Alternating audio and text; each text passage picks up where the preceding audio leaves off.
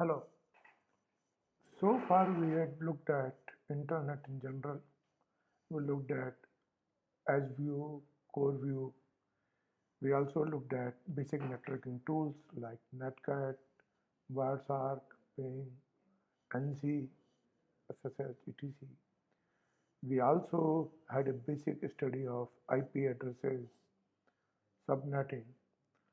Having done this basic overview of network, now we'll basically start looking at the real network protocols. And we first start with HTTP protocol, the key protocol that runs the web. The almost all of the web we use HTTP. So in this lecture we have basic overview, and then we get into little more details on the working of HTTP. Most of the material is from the book by Q. Rosendorff, 7th edition. So as acknowledgement, we're saying, and as far as the course is concerned, let's look at the resources. First, I would recommend you go through the RFC, which is basically the RFC 931 that says what internet is. Then in detail RFC on the HTTP protocol is RFC 2616, which is about 250 pages long, which describe each and every details of HTTP protocol 1.1. The HTTP protocol 1.1 has been long in use. Now we have a new version come up as called HTTP 2, and respective RFCs are 7540 and 7541. So today by default more than 50% web uses HTTP 2, but still good number of websites use HTTP 1.1. The only difference between version 2 and version 1 is efficiency and performance, but as far as protocol working is concerned, the headers, communication fields, there is no change there. You can get into other details, go to the how the addresses are, and HTTP requires different media types, whether you're looking at video or communicate, so this is a good URL. Myself and my co-author, Professor Viraj Kumar, we written basic article on working with HTTP, which can be found at this URL given there, and this is more. This is the first copy of the, when you access the URL on the journal of CCS, this is the page you'll basically find. So let's look at the HTTP protocol. So what HTTP does, connects browser to a web server. So what really a web is and how different it is from other medium. So if we look at, we basically access the information. We typically, we had so far, before the web came in, you could get information from the newspaper, you get information from the TV or radio and something, but how is that our web is different from the internet and the web is different from radio and TV? You look at the TV, radio, newspaper, basically you get newspaper once in the morning, and if you want to get the news later in the day, you still get the old news what you got in the morning. If you want to get news or information from TV, you have to tune in and look at whatever TV provides. You cannot see something what you really want. And channels are limited, whether FM channel or TV channel, look at those. The web is available all the time. You can type a URL, it's available. You don't have to wait for a TV serial to come in and say, oh, TV serial comes at 8 p.m., so let me watch the tune at 8 p.m. It's available on the fly. On so web, basically it doesn't require you user to tune in at the time. News broadcast is available 24/7, anytime, any place, and can be accessed. Further, the web is a great equalizer in the sense that with the advent of your Facebook, YouTube, and other medium, everybody can produce content.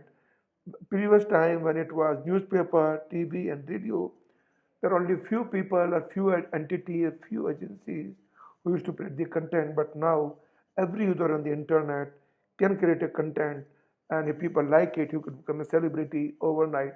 And that's a great equalizer the web provides. Partly the so probability there are too many channels, you can look at what you want. Probably number of channels today, each URL effectively is a channel. Some people can look at Even YouTube has its own YouTube-based website. Different people have their own different channels and look at. So each video itself could be a YouTube channel by itself, or you can go to newspaper, politics, economics, others. They were so it depends how do you want to configure. The other good part is your Google primarily becomes a front-end portal. You access anything you search, they're available in the TV or information. There is no search support available, but with capability, so you can zero in on the content what you are looking at. And with the rich internet applications, makes it more popular with video. Rich internet applications basically means video, graphic, text, and that is where the RIS came in 2005, and that basically see all these websites, Facebook, Instagram, YouTube, they all became to the domain or visibility 2007, 2008 onwards.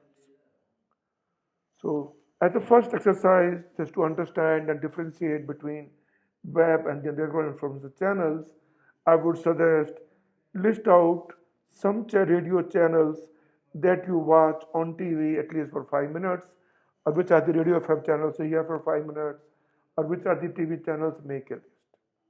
Now, as a subsequent exercise, list out the internet sites where you spend more than 5 minutes.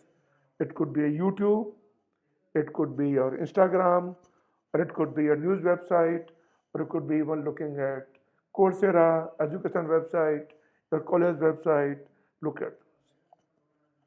Today, you'll probably find that you spend far more time on the internet sites than what you used to use on TV channels today. But is the trend same 5 years ago or 10 years ago? Analyze your access, analyze your means of gathering information. Today with WhatsApp, probably spend a lot more time on WhatsApp than anything else. But how are you sharing or using your time? So this good exercise tell you how the web has basically evolved. So what really a web is? Primarily, when you access the web, internet, you have a browser or a mobile app on the phone. So browser, it could be Chrome or Internet Explorer or Edge or a Firefox. You access the web, type a URL in the browser and get the information. But how does browser get the information? Browser talks, connects to the other side, which is called a web server. So you basically connect, and that browser talks to the web server using a protocol, which is what we call HTTP. Now, your clients, which is a browser, need not be a browser. You can actually access on command line tools, or each mobile app which you use is also a web client today. The protocol I just said with HTTP, but by default, most of the communication happens on HTTPS because of security. And if you look at other applications like you have your contact information, you have a calendar information, you access Dropbox kind of things, all those applications run on extension of HTTP protocol, which is called WebDAV, that is distributed authoring version control. So like your Dropbox works on that, your contacts will maintain the card information version card DAV, your appointments or calendar, when it syncs up with your account with Google, you or iCal, you use CalDAV, and these are all basically extensions of HTTP protocol. So as an exercise, I'll further recommend you, we already worked an exercise to identify the websites that you visit every day. Now using those websites, can you identify how many of these use HTTP and how many use HTTPS? My expectation is you'll probably see more than 75% website using HTTPS, but few still may be using HTTP. Or are there any websites that you can access both same content using HTTP and HTTPS, like the author's website, which is rprustigi.com.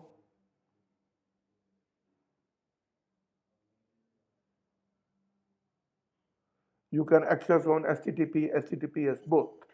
So identify, this will give you idea how the really web works. And computer own percentages, as Joe said, my expectation is you'll probably see 75%, but make your own computation and see how much content is available on HTTPS versus how much is available on HTTP. So how does the web really work?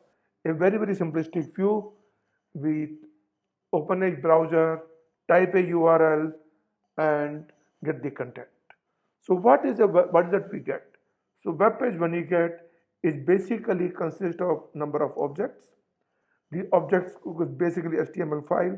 Initially, the when web started in early 90s, it was plain HTML file.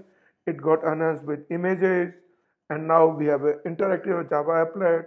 Now we have audio, video, interactive web quizzes, and all kind of things.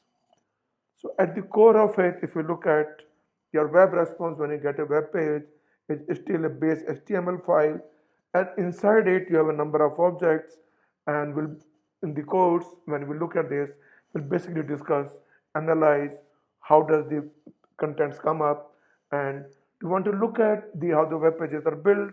That is not part of the code because that remain understanding HTML, but this course we're looking at how does HTTP protocol works and how the protocol is needed to support the different web pages. A typical URL looks like this as given here. If you look at this URL has multiple components. First component is the protocol field which you specify. This could be in general HTTP, HTTPS, but you can even use FTP or other protocols available as well. Then you specify the host name, which is for example myweb.com or google.com or coursera.org. By default, a web server listens on port number 80. So if you are using port number 80, you don't have to specify it. But if you are using very specific port, you have to specify it. Notice if you use HTTPS, this port number would be 443.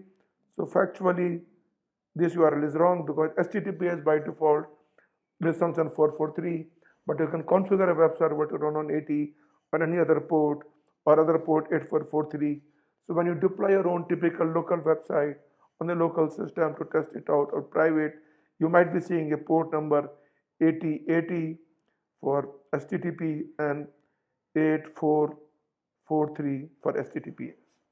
After the URL, after the website, host name and port, you actually type the URI path, which specifies the where the location where the path is involved. And today we specify more details, query information, like filling a form, getting information, or sending your user information cookies. You specify what is called query string, which is basically query string, which is name and value pair. And within a web page, let's say web page is too long, different sections. So you have a section 1, section 2, section 3, and really want to go to section 3. So specify the fragment of the web page using this hash symbol, basically that identifies which particular. So if you type this, the browser will focus, and this particular fragment will come the top of the page. If you want to see what before is, you can always scroll down and see that. So how does the web typically work? You see here we have web server, we have one client running, we have another client, this could be a phone client. So typically what happens, to use the web, we all use HTTP protocol. So when you look at a PC running, you make a request, you make a HTTP request, and server receives it, it responds back, and you get HTTP response. And once the system gets the response, it's going to display this response in the browser window, which is called rendering and read the content. Same way, if it is an iPhone or device, you make another request, you'll get the response again, and then you display the same thing. So typically, HTTP as a protocol is a communication protocol, application protocol between application on one side and server on the other side. And focus of this lecture, next few lectures would be studying this HTTP protocol. Basically defines how does a client or web browser or a mobile app makes a request, how the response comes, what are the different fields, how to communicate it, and what kind of content it is, how long the content is, and we'll look at all those. Continuing with HTTP, the typical protocol uses TCP as the underlying protocol. TCP is connection-oriented, reliable protocol. That means it will make sure that whatever content being transmitted, it is received in order, it is received uncorrupted, no duplicate data, and everything is received, and that is what TCP is. And by default, TCP port number is 80. Further, when you make a request, browser first has to set up a TCP connection with the server, and once connection is done, then you make a request using HTTP protocols. You send a message, you receive a response that we'll study in our next lecture. And once request is received, response is received, you can actually close the connection, and that's what you have done. In general, if you look at core of it, HTTP is stateless. That basically means once the web server serves you the response, web server has no clue what has been asked before. If a server has to maintain a state or protocol that supports state maintenance becomes more complex, that basically means servers should know what web page you accessed in the past, and based on that I can determine a behavior, and when it studies cookies, we'll basically see how cookies can be used to convert the stateless HTTP protocol to a stateful protocol. So let's look at what typical stateless protocol is. That means a web server has no information on what has been accessed in the past. And that means that when a client requests the page, let's say you request the page welcome.html, and you request the web page 3 times again, web server is going to send the same page again. Web server does not remember that you accessed this page previously. It's something like a simple example we can look at. Let's say I ask your name, you give me a name. I ask your name again, you probably realize, oh, I may not understood it correctly. You say, oh, my name is Ram. But if I ask you the same name again 3, 4 times, you're going to get irritated because you as a person knows that same person asks my name again and again while it's asking. That means you remember, you know, this person asked my name, you maintain the state.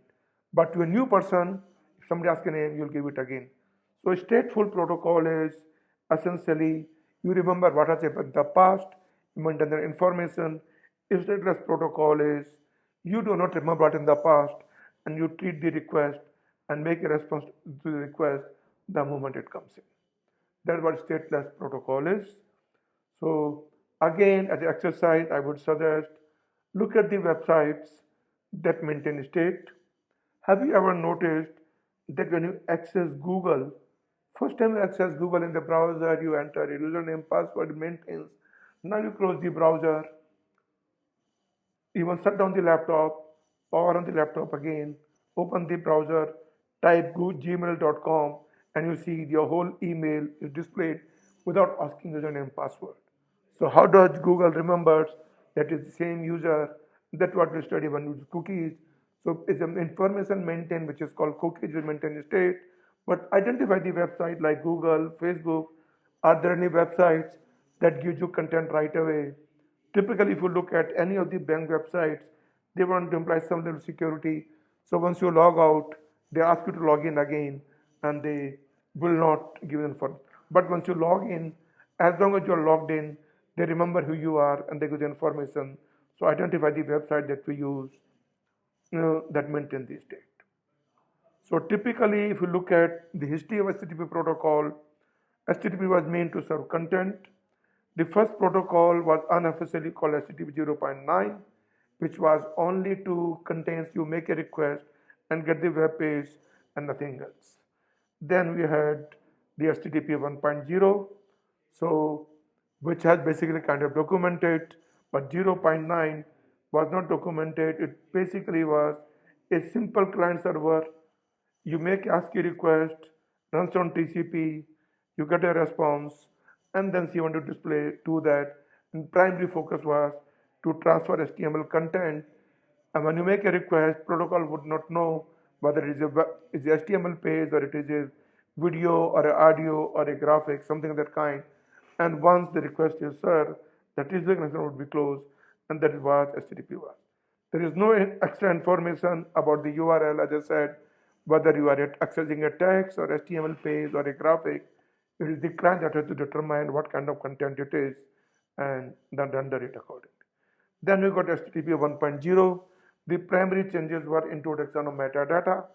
So you make a request line as we saw, and then along with the request line, you also indicate what kind of data you're expecting. Can you expect the language, and it should also say if the content is available, the information there, what kind of content it is, does it have SOE, supplement the request and response with header lines, and that is what is supported. So this was came in about 1990, and very soon HTTP 1.0 was taken over by HTTP 1.1, which came in 1996. And again with HTTP 1.0, it supported only one request per connection. So you make a request, you first make a TCP connection, then make a request, you get a response back, and then connection is closed. For new request, you make a new connection again, and so on, so forth. Also it supported authentication. Some sites ask you username password at the protocol level. HTTP 1.0 supported that. But key part of HTTP 1.0 was it was one request, one response, and then connection was closed after that. So 1.1 is what is being used today since about 96 till a few years ago. Now HTTP 2 has become dominantly used. So more than 50% web uses HTTP 2, but protocol format message has not changed.